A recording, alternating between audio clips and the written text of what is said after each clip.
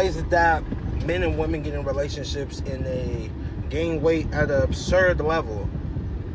It's not just comfortability. It has everything to do with alignment in the partnership. You know, there's partnerships that do you justice. There's partnerships that don't do you justice. You know, I've been in relationships where I've gained like 50 pounds. That's no bueno.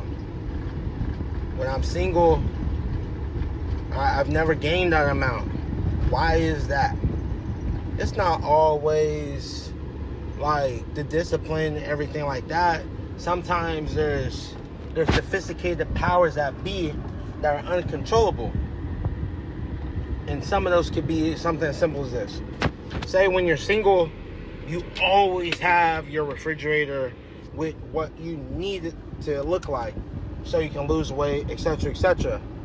But then when you're in a relationship or married, however way your guys' business goes, you know, you tell your woman, or for women, you tell your man, hey, I want to eat like this, I want to eat like that. But then there's never no change, there's never no shift.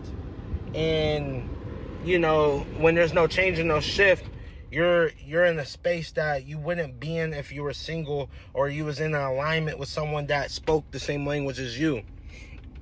You know, so for me personally, I gain weight very easily. I'm very mindful of what I eat, but also I have a tendency to eat whatever's in the fridge sometimes when I'm overly hungry or whatnot. So for me, I like to always keep my fridge with the food and the items that I know I need to eat. That's going to always keep me good. It's always going to keep me lean. And ultimately, whenever I'm in a relationship, I don't know what it is, but the women, in my experience, have always never done what was needed for me to stay lean. It was always in the benefit of me to gain weight.